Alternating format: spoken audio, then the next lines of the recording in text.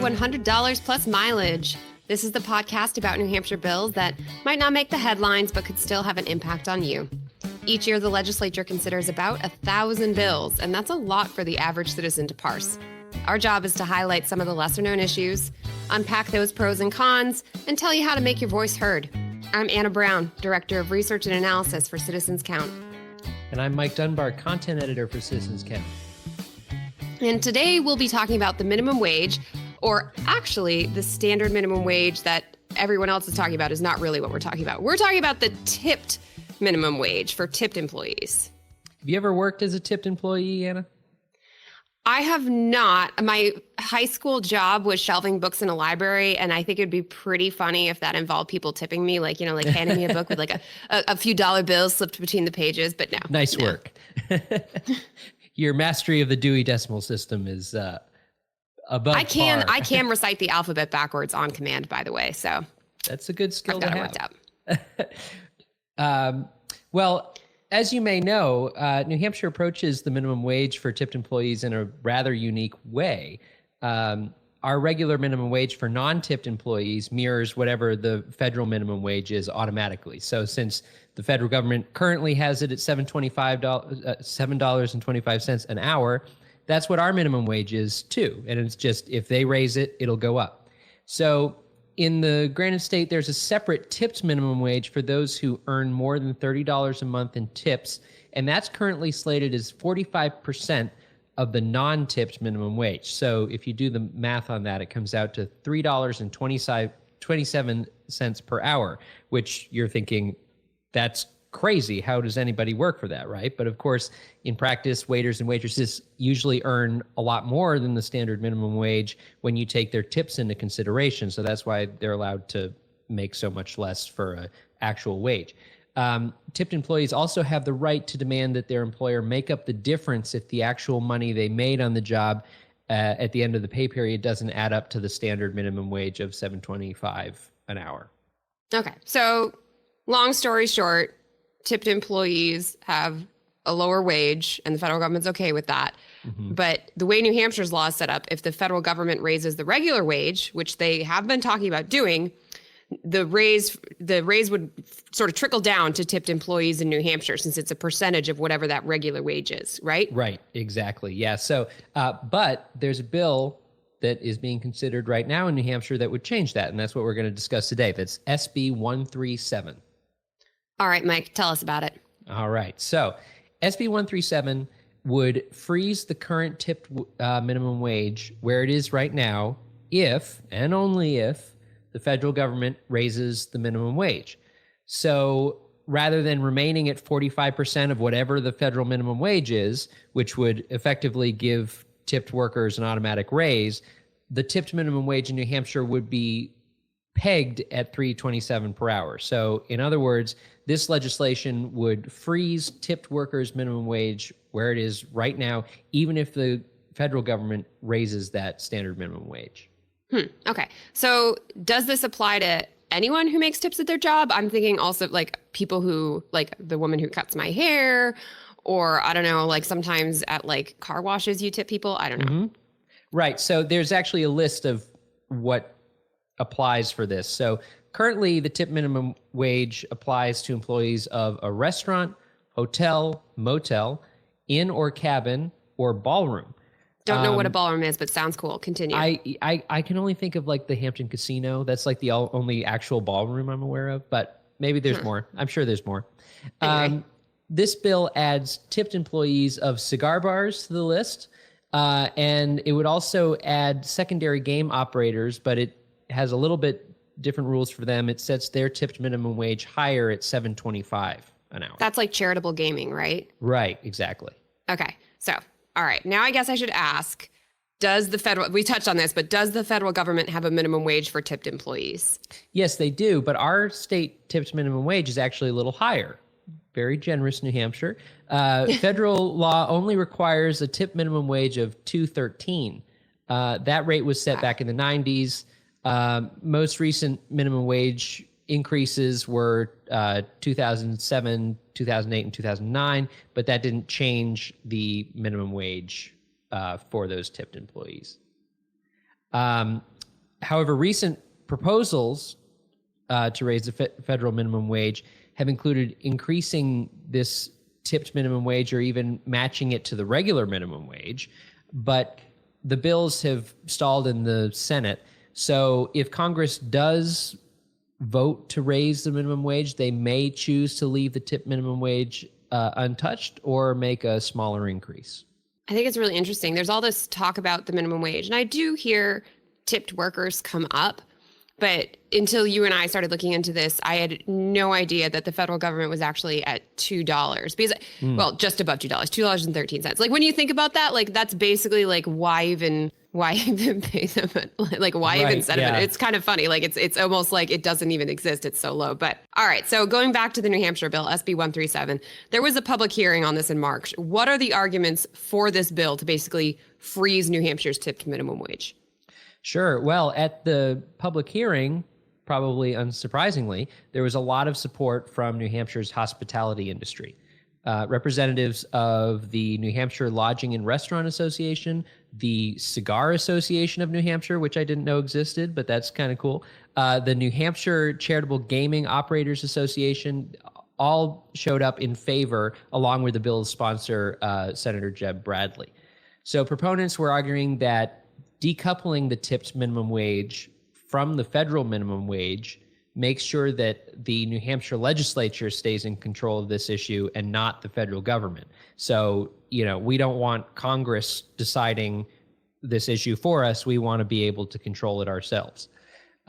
Since New Hampshire's economy relies so heavily on the hospitality industry, they're arguing it's crucial to protect business owners from what could be a pretty devastating hit to their bottom line. So for one example that was given, if the federal government raised the minimum wage to $15 per hour, which is one of the numbers that's been thrown around on the national level, the New Hampshire tipped wage would more than double automatically. So if you're a business owner, you're probably like, oh my gosh, I don't want that being decided by someone in Washington.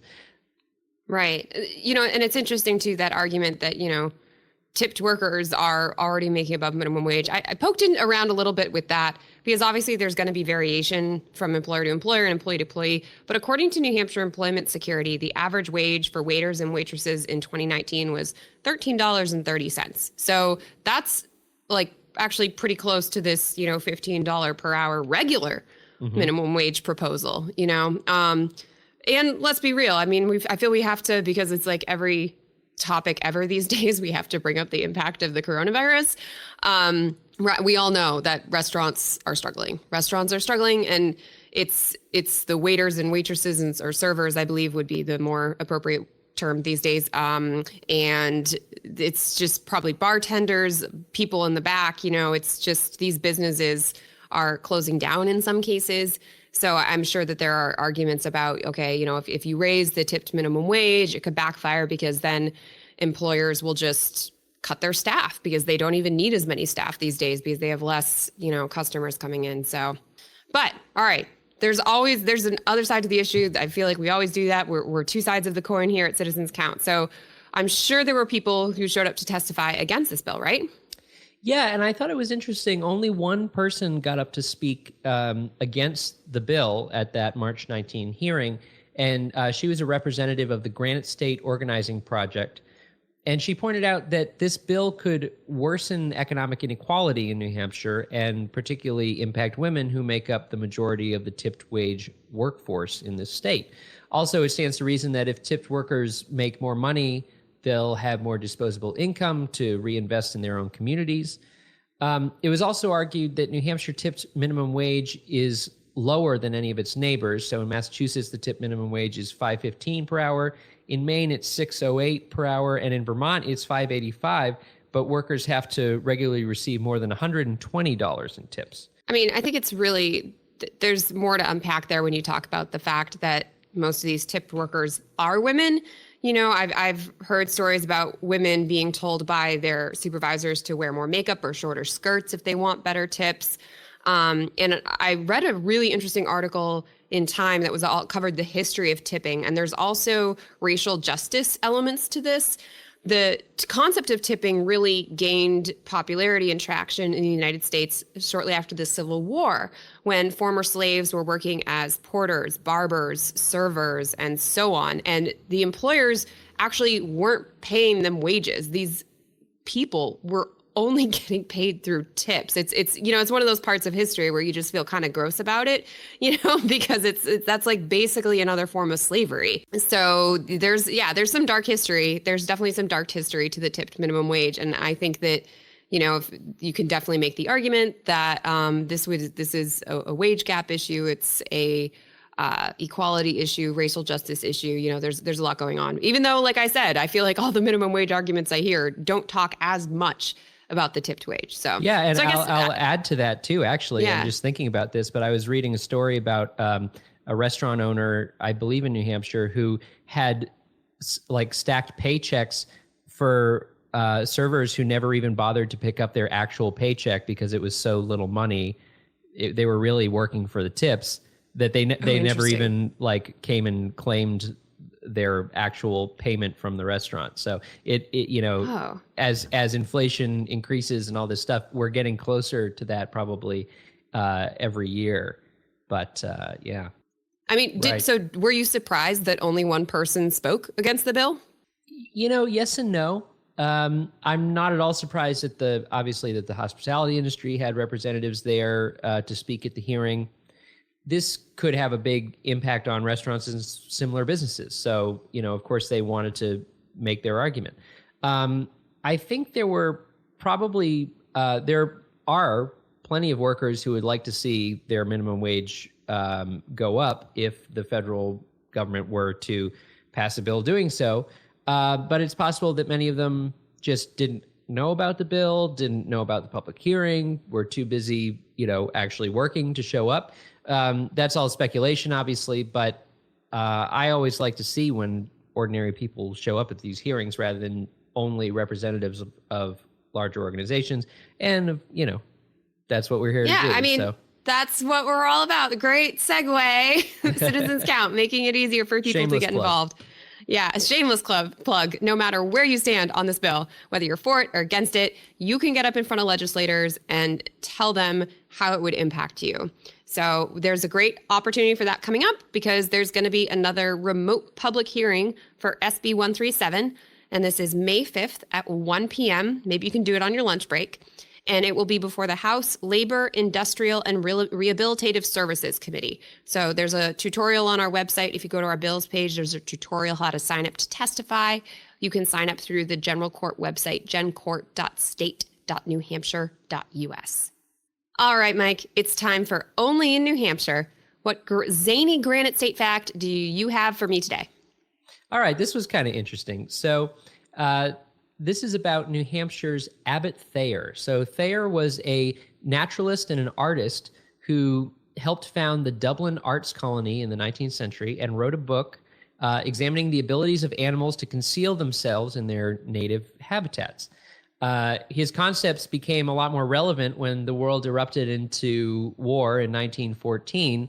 Early in the conflict, the French military found Thayer's work and instituted programs for disguising facilities and equipment based on his work. And soon a U.S. camouflage unit was established for the war effort, also commanded by his son and fellow New Hampshire artist, St. Gaudin. So kind of interesting that the beginnings of camouflage came from this New Hampshire guy, Abbot Thayer. So New Hampshire can take credit for I'm just going to say it. We're just going to take credit for all of military uniforms throughout history that are camouflage. Boom. That's right. Granite State. You're welcome. Yeah, exactly. Also, can I just say, I love that it was it makes sense that it was inspired by animals, but I never knew that actual fact. Because when you think about it, you don't really look like an animal when you're in camouflage. You actually look like a tree. True. But anyway. Well, so does the animal, though. That's the whole point, right? I guess I'm probably really overthinking this. It would have been cool if they were those butterflies that look like they have eyes on them. It would have been cool if their inspiration instead was just to make our soldiers look like they're covered in eyeballs. But I understand that wouldn't really